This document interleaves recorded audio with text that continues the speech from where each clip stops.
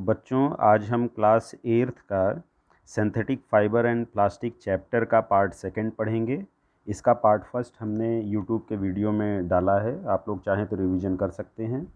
तो second part को start करने के पहले एक बार हम लोग शॉर्ट में इसका इंट्रोडक्शन का रिवीजन कर लेंगे।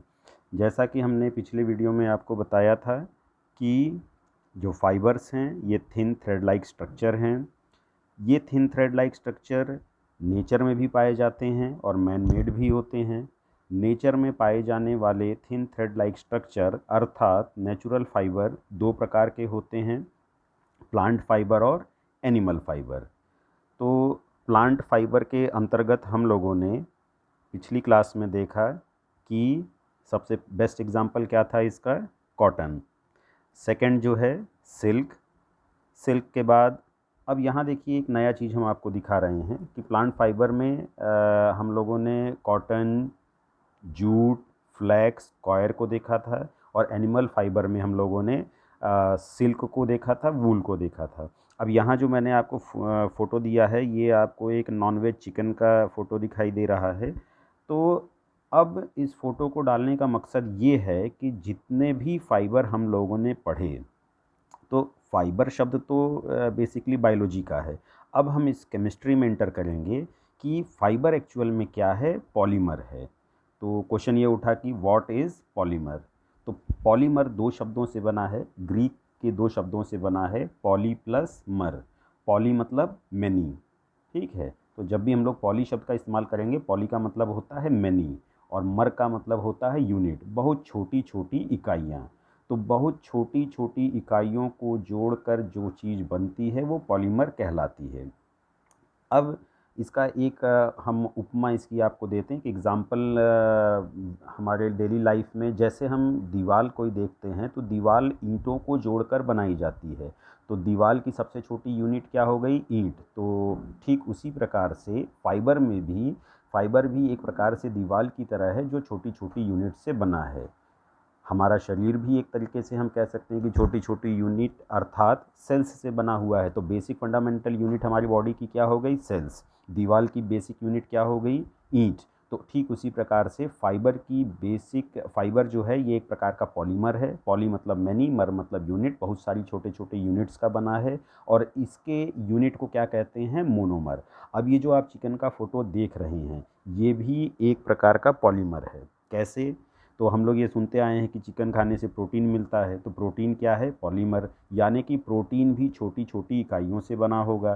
तो इसकी छोटी इकाई क्या हो गई, अमीनो एसिड। यानी कि प्रोटीन बेसिकली किन छोटी इकाइयों से बना है, अमीनो एसिड से। ठीक उसी प्रकार से अब थोड़ा सा हम लोग बैक में जाते हैं। ये देखिए सिल्क है। सिल्क हमें कहाँ से मिला, एनिमल से। तो ये एनिमल फाइबर है, ये भी प्रोटीन का बना है। तो इसका मतलब ये भी एक पॉलीमर हुआ। अब ये पॉलीमर है तो इसकी छोटी इकाई एक होनी चाहिए। तो चूंकि ये प्रोटीन है इसलिए इसकी छोटी इकाई क्या हो गई, अमीनो एसिड। ठीक है। तो सिल्क क्या हो गया, ये एक प्रकार का पॉलीमर है जिसका मोनोमर है अमीनो एसिड। अब वापस फिर चलते हैं पीछे। अब देखिए ये है कॉटन। तो कॉटन क्या है, प्लांट फाइबर है, फाइबर है। तो फाइबर है तो ये पॉलीमर होगा, पॉलीमर है तो इसका मोनोमर भी होगा, यानी कि एक छोटी यूनिट भी होगी। अर्थात कॉटन भी एक दीवार के जैसे है जिसकी एक छोटी इकाई ज़रूर होगी। तो यहाँ आप लोग ध्यान दीजिएगा कि बायोलॉजी जब आप पढ़ेंगे तो एक शब्द आता है सेलुलोज। तो ये जो कॉटन है ये सेलुलोज का बना है और सेलुलोज बनता है बीटा ग्लूकोज का। अर्थात बीटा ग्लूकोज कॉटन का मोनोमर है।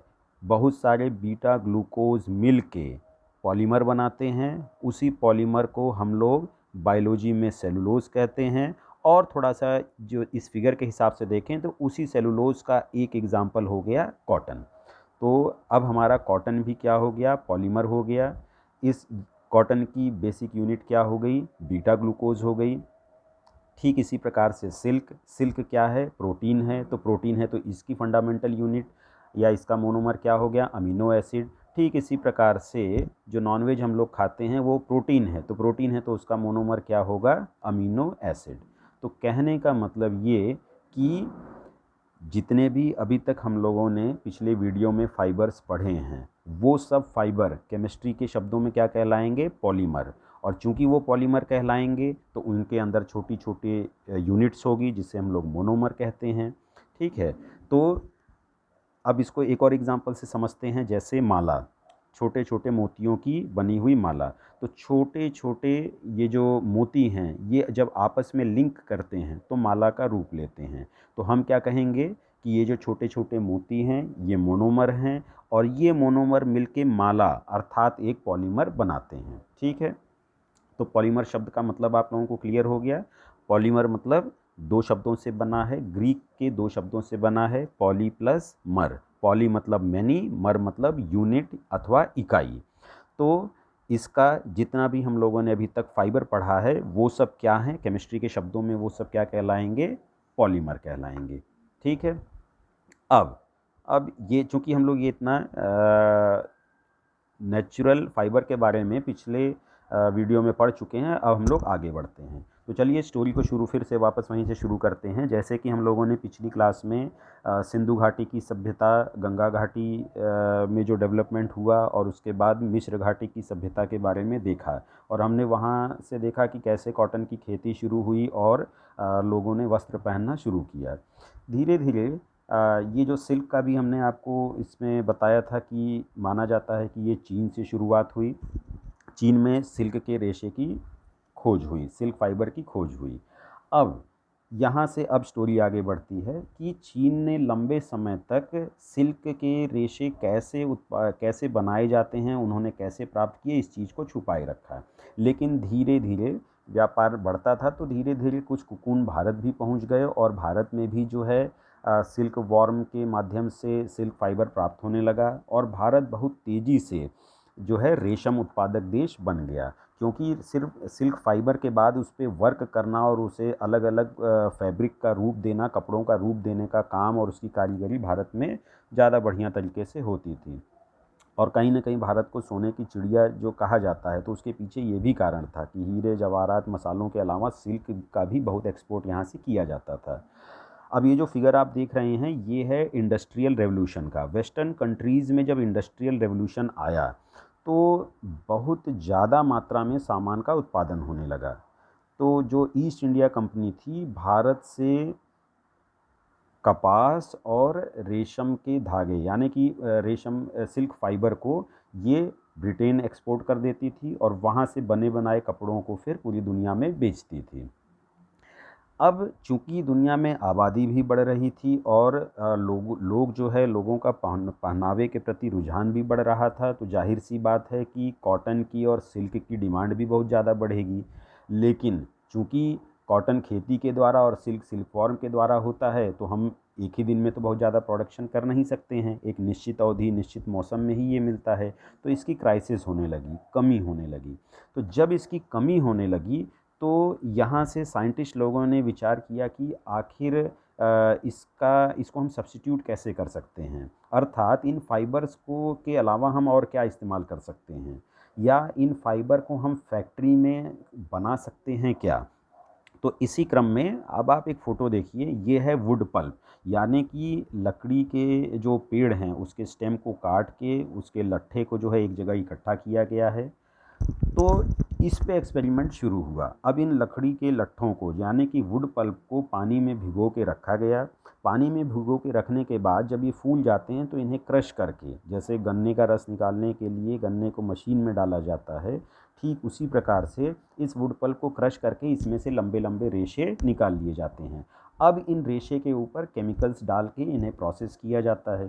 तो साइंटिस्ट लोगों ने जब ये प्रोसेस शुरू किया तो धीरे धीरे उन्होंने पाया कि इससे थिन थ्रेड लाइक स्ट्रक्चर निकला। अब ये जो थिन थ्रेड लाइक स्ट्रक्चर निकला, इस पे केमिकल्स की मदद से और प्रोसेस किया, उसे ड्यूरेबल बनाया, शाइनिंग बनाया, और इस प्रकार से एक आर्टिफिशियल या मैन मेड या सिंथेटिक फाइबर की खोज हुई। अब आप यहाँ देख सकते हैं कि ये इसे मैंने जो है नेचुरल फाइबर की श्रेणी में क्यों नहीं रखा, क्योंकि निश्चित रूप से ये वुड पल्प से मिला है, लेकिन इस पे केमिकल की मदद से इसे फाइनल रूप दिया गया ताकि अब ये जो है एक कपड़े का रूप ले सके। तो ये जो है जो वुड पल्प की मदद से बनाए जाने वाला पहला सिंथेटिक फाइबर रेयॉन है। एनसीईआरटी की क्लास 8 की किताब में फाइबर के दो ही टाइप दिए गए हैं, नेचुरल फाइबर और दूसरा सिंथेटिक फाइबर। सिंथेटिक को ही आर्टिफिशियल फाइबर भी कहते हैं, इसी को मैन मेड फाइबर भी कहते हैं। पर एक्चुअली में ये जो पहला कपड़ा या पहला फाइबर जो वुड पल्प की मदद से बनाया गया, ये सेमी सिंथेटिक है। सेमी मतलब 50% नेचुरल, 50% आर्टिफिशियल। तो सिंथेटिक फाइबर्स की ही श्रेणी में अब हम एक नया क्लास बना देते हैं, सेमी सिंथेटिक। तो ये इकलौता सेमी सिंथेटिक फाइबर है जो नेचुरल प्लस आर्टिफिशियल यानी कि वुड पल्प और केमिकल की मदद से बनाया गया है, और इसे नाम दिया गया रेयॉन। अब आप नाम इस नाम को याद रखेंगे, रेयॉन। तो ये जो रेयॉन है ये हूबहू सिल्क से मिलता जुलता है। ठीक है, अगर आपके सामने रख दें तो आप अलग नहीं बता पाएंगे कि कौन सिल्क है और कौन रेयॉन है। तो जब रेयॉन की खोज हो गई और रेयॉन के कपड़े बनने लगे तो ये सिल्क के जैसे दिखते थे, इसीलिए रेयॉन को क्या कहा गया, आर्टिफिशियल सिल्क। यानी कि अब जो है मार्केट में आप लोग ये देखिए, जितने भी कपड़े देख रहे हैं ये इसमें एक भी सिल्क का नहीं है, ये सब रेयॉन के हैं। सिल्क के जैसे भले दिखते हैं लेकिन ये सेमी सिंथेटिक फाइबर्स हैं। अब इसकी खासियत क्या हुई, आप लोग मार्केट में सुनते होंगे कि बनारसी साड़ी, बनारसी रेशम की साड़ी 10,000 से शुरू होकर लाखों में जाती है। लेकिन मार्केट में डुप्लीकेसी भी होती है। साड़ी बनानी है, अगर उसमें 50% सिल्क प्लस 50% रेयॉन मिला दिया जाएगा, तो चूंकि रेयॉन अब केमिकल्स की मदद से बन रहा है और वुड भी आसानी से उपलब्ध है, इसलिए वह सिल्क की तुलना में सस्ता होता है। तो इसे कहते हैं मिक्स्ड सिल्क। तो मिक्स्ड सिल्क की साड़ियाँ भी मार्केट में बहुत बिकती हैं।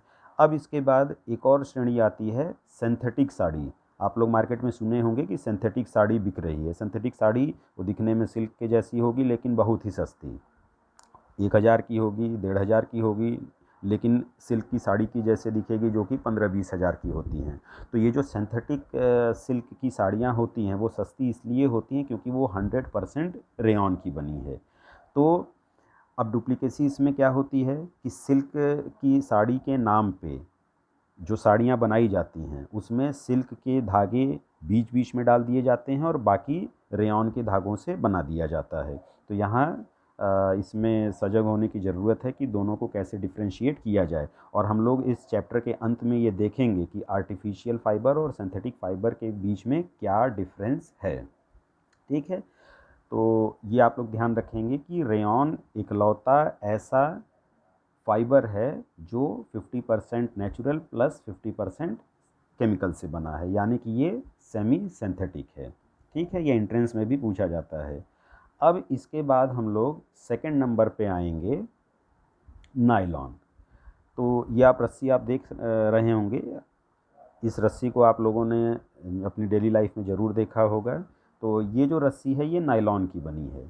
तो जैसा कि मैंने बताया कि इंडस्ट्रियल रेवोल्यूशन जब शुरू हुआ तो कहीं ना कहीं रेयॉन बनाना शुरू किया गया। इसके बाद चूँकि डिमांड ज़्यादा थी और लकड़ी से बनाने में भी समय लगता था, वुड पल्प बनाइए फिर उसे प्रोसेस कीजिए, फिर आप उसके बाद रेयॉन बनाइए, उसी से आप जो आपके कॉपी के पन्ने हैं वो भी वुड पल्प से बनते हैं। तो ऐसी कंडीशन में प्योरली 100% केमिकल की ही मदद से सबसे पहला फर्स्ट फुल्ली सिंथेटिक फाइबर जो बनाया गया उसका नाम रखा गया नायलॉन। तो नायलॉन क्या है, फर्स्ट फुल्ली सिंथेटिक फाइबर है, यानी कि ये 100% केमिकल का बना हुआ है। और इसको जो है 1931 के आसपास इसको बनाने की विधि लगभग एक ही साथ खोजी गई न्यूयॉर्क और लंदन में। तो न्यूयॉर्क अमेरिका में है, लंदन ब्रिटेन में है। न्यूयॉर्क की स्पेलिंग का जो शब्द है उसको शॉर्ट में एब्रीवेट किया गया NY, और लंदन शब्द को शॉर्ट में एब्रीवेट किया गया LON। तो दोनों को जब हम मिलाएंगे तो बनेगा NYLON। तो जो ये नायलॉन शब्द है ये दो शहरों को रिप्रेजेंट करता है, न्यूयॉर्क और लंदन। क्यों रिप्रेजेंट करता है, क्योंकि 1931 के आसपास इन दोनों ही शहरों में अलग अलग साइंटिस्ट के द्वारा नायलॉन को किस तरीके से बनाया जाए इस विधि की खोज हुई। ठीक है, इस प्रोसेस को इन्वेंट किया गया। तो बेसिकली यहाँ जो है ये नायलॉन का जो फाइबर है ये हमारी मल्टीपल यूज़ का इसलिए हो गया क्योंकि ये स्ट्रॉन्ग होता है, इलास्टिक होता है, हल्का होता है, चमकदार भी होता है और आसानी से धुला भी जा सकता है। ठीक है, और इसका इस्तेमाल हम लोग जो है रस्सी के रूप में तो करते ही हैं, इसके अलावा हम लोग ब्रश के रूप में भी करते हैं। ये अलग अलग प्रकार के ब्रश जो आप लोग सुबह अपने दांत को साफ़ करते हैं जिस ब्रश से, जो ब्रश के टेंटिकल्स हैं, जो पतले पतले जो थिन थ्रेड लाइक स्ट्रक्चर आपको दिखते हैं, वो भी नायलॉन के बने हुए हैं। और नायलॉन का और सबसे बढ़िया एग्जांपल क्या है एप्लीकेशन का, है पैराशूट।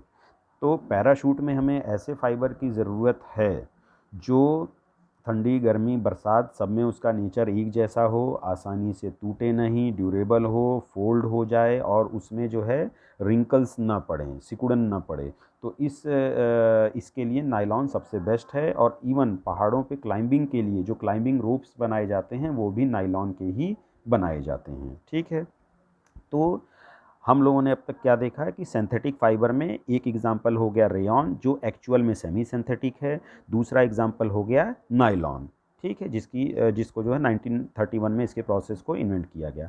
अब ये जो आप टी शर्ट देख रहे हैं ये जो इतना शाइनिंग है, खासकर जो स्पोर्ट्स खेलते हैं यानी कि गेम्स के दौरान जो हम लोग जो टी शर्ट पहनते हैं या जो टीवी में देखते हैं कि जो क्रिकेटर्स पहने हैं, वो एक्चुअली में क्या चीज़ का बना है, पॉलिस्टर का बना है। पॉलिस्टर कपड़े को आप में से अधिकांश लोग स्कूल में जो कपड़े पहन के आते हैं वो भी पॉलिस्टर के रहते हैं। पॉलिस्टर के कपड़े की फिनिशिंग बहुत बढ़िया होती है, यानी कि वो कहीं से भी ऊबड़-खाबड़ आपको नहीं दिखेंगे। ठीक है, तो ये जो पॉलिस्टर के कपड़े हैं, अब नाम ही इनका क्या है, पॉलिस्टर। एक्चुअल में इसका नाम क्या है, पॉलीईस्टर। तो पॉलीईस्टर को बोलते-बोलते हम लोग पॉलिस्टर बोल देते हैं। तो अब हम पॉलीईस्टर को डिवाइड करेंगे दो भागों में, पॉली प्लस ईस्टर। तो फिर पॉली का मतलब क्या हो गया, मैनी, और ईस्टर, ईस्टर क्या होगा, मोनोमर। यानी कि बहुत सारे ईस्टर नाम के मोनोमर जब एक दूसरे से लिंक करते हैं तो वो क्या बनाते हैं, पॉलिस्टर नामक फाइबर। ठीक है, तो पॉलिस्टर भी एक प्रकार का पॉलीमर हो गया जो छोटे छोटे ईस्टर की इकाइयों से बना है। और इसकी सबसे बड़ी खासियत क्या है कि इसमें सिकुड़न जल्दी नहीं पड़ती है, ये ऑलमोस्ट रिंकल फ्री है। अब मार्केट में इसे अलग अलग नामों से बेचा जाता है, जैसे कि एक छोटा सा एग्जांपल टेरिलीन। टेरिलीन नाम शायद आप लोगों ने सुना होगा, ये भी पॉलिस्टर का ही एक प्रकार है। चलिए अब इसके आगे बढ़ते हैं। अब ये देखिए स्वेटर, मार्केट में स्वेटर जो है ये भी कई प्रकार के रहते हैं। कुछ को आप देखते होंगे कि जो जिसका सरफेस जो है ऊबड़ खाबड़ नहीं है, यूनिफॉर्म सरफेस है, आपको ये देखते ही लगता है कि ये मशीन की मदद से बनाया गया है। ठीक है, और एक स्वेटर आप लोग मार्केट में देखते हैं जो हैंडमेड है, यानी कि इसे हाथ के द्वारा बुना गया है। ठीक है, वापस आइए। तो आप देखेंगे कि वह पूरे वर्ल्ड का जब आप नक्शा देखेंगे तो यहाँ जो है कर्क रेखा के ऊपर जैसे जैसे जैसे आप उत्तरी ध्रुव की तरफ बढ़ते जाएंगे तो सारा यूरोप, उत्तरी अमेरिका, रशिया, चाइना, ये सारे देश जो हैं यहाँ ठंडी ज़्यादा पड़ती है। तो ठंडी ज़्यादा पड़ती है तो यहाँ वूल की भी मांग बहुत ज़्यादा होगी, ऊन की भी डिमांड बहुत ज़्यादा है। अब ऊन अब तक हमने देखा कि ये नेचुरली प्राप्त होता है, तो इसका भी प्रोडक्शन हम असीमित नहीं कर सकते हैं। भाई जितनी भेड़ें होंगी, जितने जानवरों से हमें फ़ाइबर मिलेगा उसी का हम लोग इस्तेमाल कर पाएंगे, उसी फर का काम कर पाएंगे। लेकिन चूंकि डिमांड ज़्यादा थी तो इसी क्रम में अब आर्टिफिशियल वूल बनाने की भी सोची गई, यानी कि ऐसे आर्टिफिशियल फ़ाइबर का निर्माण करने का प्रयास शुरू हुआ जो वूल के जैसा हो, और अंततः इसमें सफलता मिली। और उस आर्टिफिशियल फाइबर को जो ऊन के जैसा दिखता है उसे नाम दिया गया एक्रिलिक। तो एक्रिलिक क्या है, आर्टिफिशियल वूल। ठीक है, तो अब तक हमने क्या देखा, आर्टिफिशियल सिल्क को हमने क्या कहा, रेयॉन, और अब आर्टिफिशियल वूल को हम क्या कहेंगे, एक्रिलिक। तो ये जो स्वेटर जो बहुत ही स्मूथ अलग अलग कलर्स के होते हैं, जिसका सरफेस रफ नहीं होता है, तो आप ये समझ लीजिए कि वो एक्रिलिक का बना है। और यहाँ जो स्वेटर है ये हैंडमेड वूल का बना है। लेकिन चूंकि मार्केट में हमने फिर कहा कि डुप्लीकेसी कैसे होती है कि आपको नेचुरल वूल बता के बेचेंगे लेकिन उसमें एक्रिलिक को भी मिक्स कर देंगे, तो दाम आपसे लेंगे नेचुरल वूल का लेकिन एक्रिलिक को मिक्स किए रहेंगे। और ये जितने भी सिंथेटिक फाइबर हैं, चूंकि ये केमिकल की मदद से बहुत ज़्यादा मात्रा में बनते हैं, इसलिए इनका दाम कम होता है। तो ये इस प्रकार से मिक्सिंग करके इसे बेचा जाता है। ठीक है, तो अब तक हमने क्या देखा है कि सिंथेटिक फाइबर में रेयॉन को देखा, नायलॉन को देखा, पॉलिस्टर को देखा और अब एक्रिलिक को देख रहे हैं। अब इसके बाद ये जो फ़ोटो है, इसको शायद आप लोगों ने देखा होगा कहीं। ये एक्चुअल में पेट्रोलियम रिफाइनरी है, यानी कि जो हम लोग कच्चा तेल खाड़ी देशों से मंगाते हैं, उस तेल को हम लोग इस रिफाइनरी में डाल के उसे रीफाइन करते हैं, यानी कि उसमें से हर एक कंपोनेंट को अलग अलग कर देते हैं। ठीक है, तो पेट्रोलियम कच्चे तेल से ही petrol, kerosene, diesel, wax, aviation fuel अलग अलग पदार्थ निकाले जाते हैं। और इसके बारे में हम लोग जो है क्लास 8th में कोल और पेट्रोलियम अगले चैप्टर में ज़रूर पढ़ेंगे। तो ये जो पेट्रोलियम रिफाइनरी की आप जो ये फैक्ट्री देख रहे हैं, अब आप पहले चित्र देखिए, फिर उसके बाद हम इसके पीछे की आपको स्टोरी बताएंगे। तो ये जो फ़ोटो है, ये जामनगर रिफाइनरी की है। अब ये जामनगर रिफाइनरी क्या है? रिलायंस इंडस्ट्री का आपने नाम सुना ही होगा।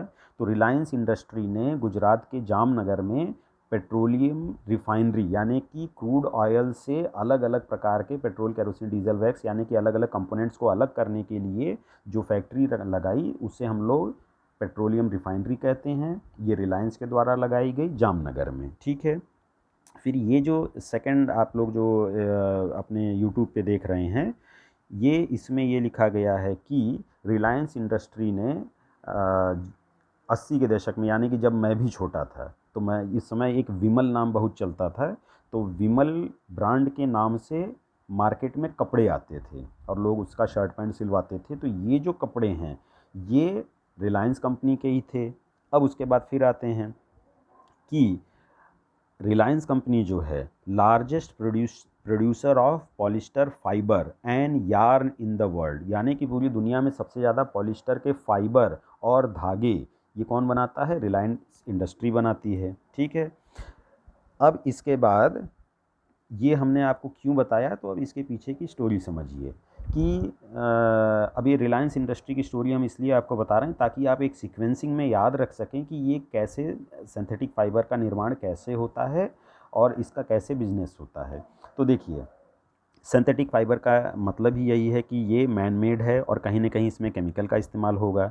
तो सिंथेटिक फाइबर्स में रेयॉन को छोड़ के, एक्सेप्ट रेयॉन, जितने भी सिंथेटिक फाइबर हैं उसमें जो भी केमिकल का हम इस्तेमाल करते हैं वो हमें कहाँ से मिलता है? पेट्रोकेमिकल से। यानी कि जो कच्चा तेल हम लेकर आते हैं उससे जो अलग अलग कंपोनेंट्स बनाते हैं, उन्हीं कंपोनेंट्स की मदद से हम सिंथेटिक फाइबर भी बनाते हैं। यानी कि सिंथेटिक फाइबर को बनाने का सोर्स क्या है? पेट्रोकेमिकल्स। पेट्रोकेमिकल्स क्या हैं? जो हमें पेट्रोलियम रिफाइनरी से मिलते हैं। पेट्रोलियम रिफाइनरी क्या है? जहाँ पे कच्चे तेल का शुद्धिकरण होता है। तो क्रूड ऑयल से जो भी प्रोडक्ट मिलते हैं, उन्हीं प्रोडक्ट्स की मदद से हम लोग सिंथेटिक फाइबर बनाते हैं। तो यहाँ जो है ऐसा माना जाता है कि ये हमने बहुत पहले किसी किताब में पढ़ा था कि रिलायंस इंडस्ट्री के संस्थापक धीरू भाई अंबानी जो है, ये पहले कपास किसानों से कपास ले आना और इंडस्ट्री में देने का काम करते थे। फिर धीरे धीरे उन्होंने देखा कि ये कपास से ये लोग धागे बनाते हैं, तो वो कपास को लाना प्लस धागे बनाने की उन्होंने एक फैक्ट्री डाल दी। फिर उन्होंने और आगे बिजनेस में देखा कि इन धागों से कपड़े बनते हैं, तो उन्होंने कपड़े भी बनाने की इंडस्ट्री डाल दी। फिर चूंकि कॉटन की सप्लाई तो लिमिटेड है, तो सिंथेटिक फाइबर बनाने के लिए उन्होंने ये देखा कि पेट्रोकेमिकल की मदद से बनाया जाता है। तो पेट्रोकेमिकल्स को ख़रीद के उन्होंने सिंथेटिक फाइबर बनाना शुरू किया। लेकिन अब चूंकि पेट्रोकेमिकल ख़रीदना पड़ेगा, तो उन्होंने फिर एक फैक्ट्री डाली पेट्रोलियम रिफाइनरी की। तो अब कच्चा तेल आएगा, अब उन्हीं की कंपनी में पेट्रोलियम रिफाइनरी में जो है वो रिफ़ाइन किया जाएगा, उन्हीं की कंपनी में पेट्रोकेमिकल बनेगा। उसी पेट्रोकेमिकल की मदद से वो क्या बनाएंगे? फाइबर्स बनाएंगे। ठीक है, और उन्होंने अपना सारा फोकस किस पे किया था? पॉलिस्टर पे किया था। ठीक है, पॉलिस्टर क्या है, ये एक प्रकार से कॉटन का सब्स्टिट्यूट है। तो कॉटन की जगह जो है खासकर अब पॉलिस्टर का इस्तेमाल किया जाता है। तो हम जितने भी कपड़े पहनते हैं कहीं ना कहीं अगर वो 100% कॉटन बोल के भी दे रहा है तो उसमें पॉलिस्टर ज़रूर मिक्स किया रहेगा, क्योंकि पॉलिस्टर के मिक्स किए बिना उसकी सरफेस जो है यूनिफॉर्म नहीं हो सकती है। तो उन्होंने पेट्रोलियम रिफाइनरी से पेट्रोकेमिकल हासिल कर लिया, पेट्रोकेमिकल से उन्होंने सिंथेटिक फ़ाइबर बनाया, सिंथेटिक फ़ाइबर से यार्न बनाया, यार्न से फैब्रिक बनाया, और किस प्रकार का फैब्रिक बनाया, विशेषकर पॉलिस्टर का। तो इसीलिए आप लोगों ने ये भी कहानी सुनी होगी कि गांधी जी एक बार जो है ट्रेन से यात्रा कर रहे थे, तो किसी पुल पे ट्रेन रुकी और वो नीचे नदी पे आए, और उन्होंने देखा कुछ लोगों को कि जिनके पास पहनने के लिए कपड़े नहीं थे, महिला खासकर एक ही साड़ी थी। तो उन्होंने जो है अपने कपड़े पानी में बहा दिए ताकि वो उनका इस्तेमाल कर सकें, और उन्होंने संकल्प लिया कि अब वो भी एक ही वस्त्र धारण करेंगे, एक ही जिसे हम कह सकते हैं धोती या इस टाइप से, कि उसी के ऊपर पूरा जीवन यापन करेंगे। तो कहने का मतलब ये कि हमारे देश में कपड़ों की कितनी क्राइसिस थी, क्योंकि सब कॉटन से बनते थे और सिल्क हर आदमी खरीद नहीं सकता। लेकिन ये जब इंडस्ट्रियल रेवोल्यूशन इंडिया में भी हुआ, और आज की डेट में इंडिया सबसे ज़्यादा पॉलिस्टर फाइबर का प्रोडक्शन कर रहा है, दुनिया को भी दे रहा है, और इसीलिए आप देखेंगे हर शॉपिंग मॉल, दुकान, तो कपड़े इतने सस्ते हो चुके हैं। क्यों? क्योंकि अब सिंथेटिक फाइबर का निर्माण हमारे देश में ही हो रहा है और बहुत ज़्यादा मात्रा में हो रहा है। ठीक है, तो अब इसके बाद हम लोग आगे बढ़ते हैं कैरेक्टरिस्टिक्स ऑफ सिंथेटिक फाइबर। तो सिंथेटिक फाइबर, पहला पॉइंट है synthetic fibres are cheaper than natural fibre. Cheap क्यों हैं? क्योंकि ये केमिकल्स की मदद से बनते हैं, और केमिकल भी भारी मात्रा में उपलब्ध हैं। कहाँ से भारी मात्रा में आते हैं? क्योंकि ये पेट्रोकेमिकल्स हैं। तो पेट्रोकेमिकल्स क्यों ज़्यादा मात्रा में हैं? क्योंकि पूरे दुनिया का जितना भी इंडस्ट्री, गाड़ी, जो भी आप देख रहे हैं, सब जो है पेट्रोल पे आधारित है, डीजल पे आधारित है, केरोसिन चाहिए। तो इसके लिए हम पेट्रोलियम को रिफ़ाइन करेंगे ही करेंगे, और जब रिफ़ाइन करेंगे तो बहुत से, इन सब के अलावा बहुत से केमिकल्स ऐसे बचेंगे जिनका हमें कोई ना कोई यूज़ करना है, और उसका सबसे बेस्ट यूज़ क्या है? सिंथेटिक फाइबर बनाना। तो चूंकि केमिकल्स बहुत ज़्यादा मात्रा में सस्ते में उपलब्ध हैं, इसलिए सिंथेटिक फाइबर भी सस्ते हैं। सेकंड नंबर पे क्या है? Synthetic fibres are stronger than natural fibre. तो ये स्ट्रॉन्गर भी होते हैं, जैसे नायलॉन आपने देखा पैराशूट बनाने में इस्तेमाल होता है। तो स्ट्रॉन्गर क्यों हुए? क्योंकि केमिकल से बने हैं, और हम लोग बनाने का उद्देश्य ही क्या है कि वो स्ट्रॉन्ग हो, टिकाऊ हो, तभी तो मार्केट में बिकेगा।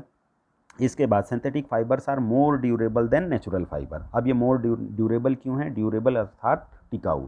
तो अब आप अगर कॉटन को पानी में भिगो दें, ज़्यादा दिन तक भिगोएंगे तो कहीं ना कहीं सड़ने लगेगा, क्योंकि वो तो नेचुरल है। लेकिन सिंथेटिक फाइबर, ये तो केमिकल की मदद से बने हैं, ये तो सड़ेंगे नहीं। तो ये ड्यूरेबल हैं, ये इसका प्लस पॉइंट है, क्योंकि ये सड़ेंगे नहीं, और आगे हम देखेंगे कि ये यही इसका माइनस पॉइंट भी है। तो इन शॉर्ट, जो नेचुरल फाइबर हैं वो बायोडिग्रेडेबल हैं, और सिंथेटिक फाइबर नॉन बायोडिग्रेडेबल हैं। बायोडिग्रेडेबल, बायो कहीं ना कहीं ऑर्गेनिक लिविंग थिंग से जुड़ा है, और डिग्रेडेबल, डीग्रेड होना, उसकी क्वालिटी का घटना। तो जब कोई चीज़ ख़त्म होती है तब उसकी क्वालिटी धीरे धीरे घटती जाती है। तो किसी चीज़ का माइक्रो ऑर्गेनिज़म के द्वारा जब डिकम्पोजिशन पॉसिबल होता है, यानी कि अगर कोई माइक्रो ऑर्गेनिज़म दी गई चीज़ को डिग्रेड कर सकता है, इसे धीरे धीरे ख़त्म कर सकता है, डिकम्पोज कर सकता है, तब हम उसे क्या कहते हैं? बायोडिग्रेडेबल। लेकिन सिंथेटिक फाइबर को माइक्रो ऑर्गेनिज्म डिग्रेड नहीं कर सकता है, इसीलिए हम इसे क्या कहते हैं? Non biodegradable. तो ना तो इसे माइक्रो ऑर्गेनिज्म डिग्रेड कर सकता है, ना ठंडी गर्मी बरसात का इस पर विशेष प्रभाव पड़ता है, इसलिए ये क्या है? ड्यूरेबल है। ठंडी गर्मी बरसात का प्रभाव यानी कि बहुत लंबे समय में इसके ऊपर असर पड़ेगा। Synthetic fibres are dried up in less time. अब ये बहुत आसानी से सूख जाते हैं। तो ये आसानी से क्यों सूख जाते हैं? तो इसके पीछे कारण क्या है कि सिंथेटिक फाइबर जो है ये केमिकल्स के बने होते हैं, और इसके रेशे यूनिफॉर्म होने के कारण ये पानी को बहुत कम सोखते हैं, बहुत कम एब्जॉर्ब करते हैं। तो जब पानी को एब्जॉर्ब ही कम किया है तो पानी की मात्रा इसमें कम रहेगी और ये जल्दी सूखेंगे। इसका एक एग्जांपल लेते हैं। अगर एक आप खादी की शर्ट और एक पॉलिस्टर की शर्ट को बकेट में डाल दीजिए, पानी भर दीजिए, और 5 मिनट बाद दोनों को बाहर निकाल के सूखने के लिए डाल दीजिए। पॉलिस्टर का कपड़ा जल्दी सूखेगा क्योंकि उसने पानी कम एब्जॉर्ब किया था। खादी का कपड़ा देर से सूखेगा क्योंकि उसने पानी ज़्यादा एब्जॉर्ब किया था। ठीक है। और एक और चीज़ लास्ट में आ गई, synthetic fibres are easy to maintain and wash. धुलने में भी आसानी है क्योंकि जल्दी सूख जाते हैं, यूनिफॉर्म इसलिए इसकी धुलाई आसान है, और easy to maintain. Easy to maintain का मतलब ये हुआ कि इसमें सिकुड़न जल्दी नहीं पड़ती है, जबकि जो प्योर नेचुरल फाइबर के बने हुए जो जो कपड़े हैं उसमें सिकुड़न रिंकल्स जल्दी पड़ जाते हैं। ठीक है, तो हम लोगों ने सिंथेटिक फाइबर के कैरेक्टरिस्टिक के बारे में, इसके गुणों के बारे में पढ़ लिया कि सस्ते होते हैं, टिकाऊ होते हैं, मजबूत होते हैं, आसानी से इसको धुला जा सकता है, मेंटेन रखा जा सकता है। ठीक है, अब थोड़ा सा इसके बारे में ड्रॉबैक हम लोग पढ़ेंगे।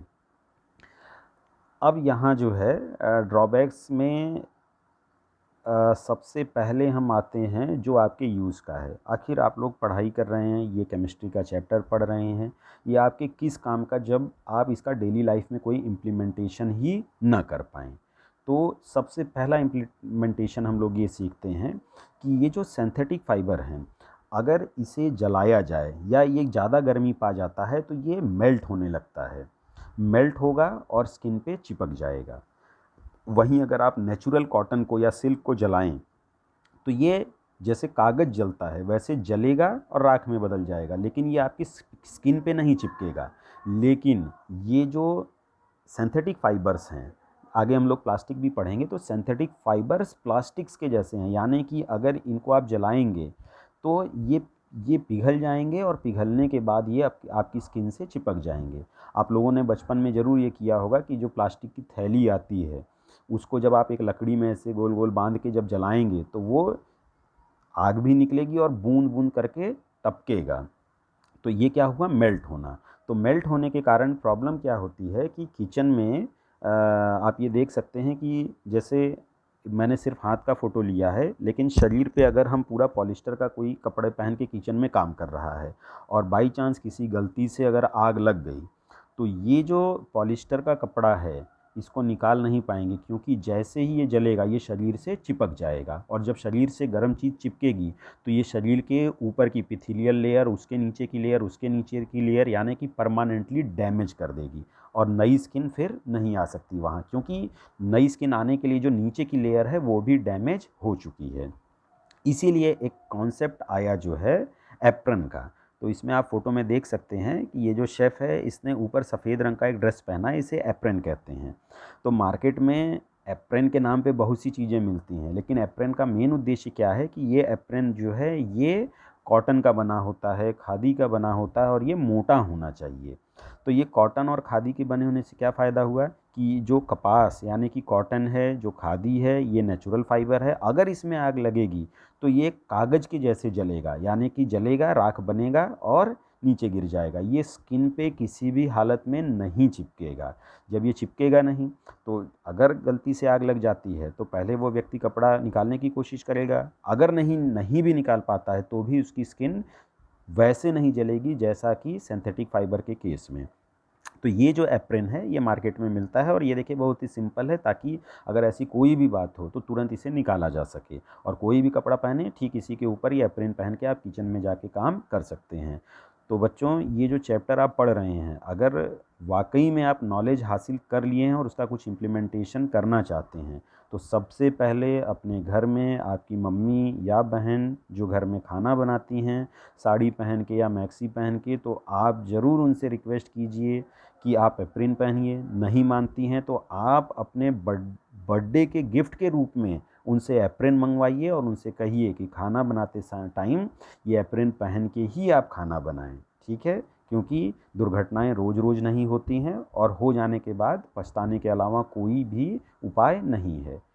तो यह बच्चों आप लोग इस पे विशेष ध्यान देंगे। तो वापस अब आते हैं सिंथेटिक फाइबर के डिसएडवांटेज पे कि देखिए पहला पॉइंट इसमें लिखा है इसका मेल्टिंग पॉइंट बहुत कम होता है, यानी कि बहुत आसानी से ये पिघल जाता है, और अभी हमने देखा कि पिघलने के बाद ये स्किन में स्टिक होगा, और स्किन में स्टिक होना, और मान लीजिए स्किन में स्टिक नहीं भी होता है तो भी इसकी आग जो है, चूंकि ये पिघला है, अब जितनी चीज़ें पिघली हैं उनका सबका कंबशन होगा, जब तक पूरा नहीं होगा तब तक आग बुझेगी नहीं, इसलिए ये आग इसकी ज़्यादा देर तक जलती भी है। ठीक है, दूसरा, चूँकि इसके फाइबर जो हैं ये यूनिफ़ॉर्म होते हैं, इसमें पतले पतले रेशे नहीं निकले रहते जैसे कि खादी के कपड़ों में, तो इसलिए जो है यूनिफ़ॉर्म होने के कारण जो है ये हीट के इंसुलेटर होते हैं, यानी कि बाहर की गर्मी को अंदर नहीं जाने देंगे, शरीर की गर्मी को बाहर नहीं जाने देंगे। तो इसलिए ये गर्मी के महीनों में सबसे ज़्यादा हमारे स्किन को नुकसान पहुंचाते हैं, ये स्किन बर्न्स का कारण बनते हैं।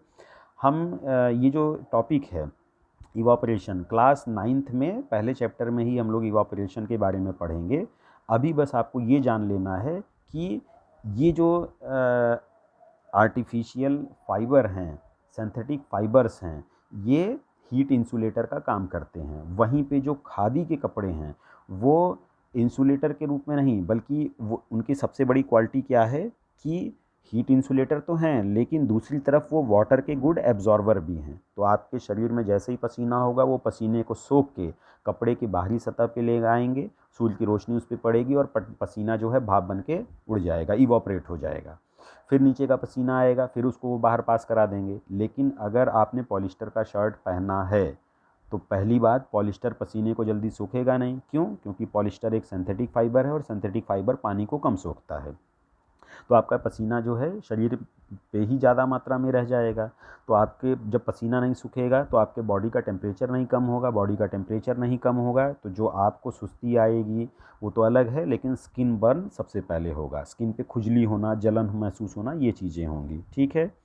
फिर इसके बाद जो है हम लोगों ने एक चीज़ ये भी देखा कि चमक धमक और इन सब मामलों में तो ये सब ठीक है, लेकिन इनके सबसे बड़ी प्रॉब्लम ये है, चूँकि ये नॉन बायोडिग्रेडेबल हैं, इसलिए ये पोल्यूशन का कारण भी बनते हैं।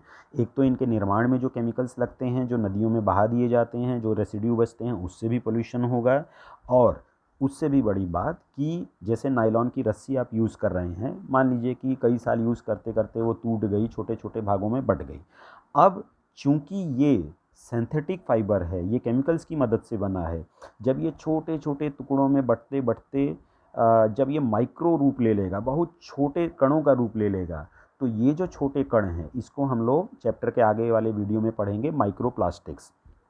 तो ये माइक्रोप्लास्टिक्स कहलाते हैं और ये इतने छोटे होते हैं कि अगर ये पानी में मिल जाएं तो आपका आरओ, यानी कि जो आपके घर में वाटर फिल्टर आरओ लगा हुआ है, वो भी इन नैनो प्लास्टिक्स को छान नहीं पाएगा। ये 100% प्योर वाटर जिसे कह के आपका आरओ मशीन पानी निकालता है, उसमें भी ये पाए जाएंगे। और ये नैनो प्लास्टिक जब आपके शरीर में जाके धीरे धीरे एक्यूमुलेट होंगे तो समस्याएं क्रिएट करेंगे। ये दुनिया के सामने बहुत बड़ी समस्या है, ये माइक्रो प्लास्टिक्स या नैनो प्लास्टिक्स की। ठीक है। तो बच्चों, आज हम लोगों ने इस चैप्टर में सिंथेटिक फाइबर एंड प्लास्टिक्स में ये हम लोगों ने देखा कि जो फाइबर्स हैं ये दो प्रकार के हैं। ठीक है। अभी हम इसको फ़ोटो के रूप में देख लेते हैं। देखिए, सिंथेटिक फाइबर्स एंड प्लास्टिक। तो सिंथेटिक फाइबर्स में हम लोगों ने देखा कि सिंथेटिक फाइबर जो हैं, ये जितने भी फाइबर हैं ये बेसिकली क्या होते हैं? पॉलीमर होते हैं। अब ये पॉलीमर क्या है? पॉलीमर का मतलब ऐसे पदार्थ जो छोटी छोटी इकाइयों से बने हों। ठीक है, वो पॉलीमर कहलाएंगे। और अगर polymer thin thread like structure के रूप में है तो हम इसे फाइबर कह देंगे। तो हर एक पॉलीमर में मोनोमर होता है, तो इसीलिए हर एक फाइबर में भी मोनोमर होगा। कॉटन में जो है बीटा ग्लूकोज मोनोमर है, सिल्क में अमीनो एसिड है। ठीक उसी प्रकार से यहाँ जो है सेकंड नंबर पे अब हम सिंथेटिक फाइबर में देखेंगे रेयॉन। तो रेयॉन भी एक प्रकार का पॉलीमर है। अब इसके हम डिटेल्स में नहीं जाएंगे कि ये किस किस मोनोमर से बना है। क्लास 12th में एक पर्टिकुलर चैप्टर ही है इसके बारे में, वहाँ हम लोग डिटेल में पढ़ेंगे। तो रेयॉन क्या हो गया? ये एक्चुअल में सेमी सिंथेटिक फाइबर है। ये सिल्क के जैसा दिखता है, इसीलिए हम इसे क्या कहेंगे? आर्टिफिशियल सिल्क कहेंगे। दूसरा आ गया नायलॉन।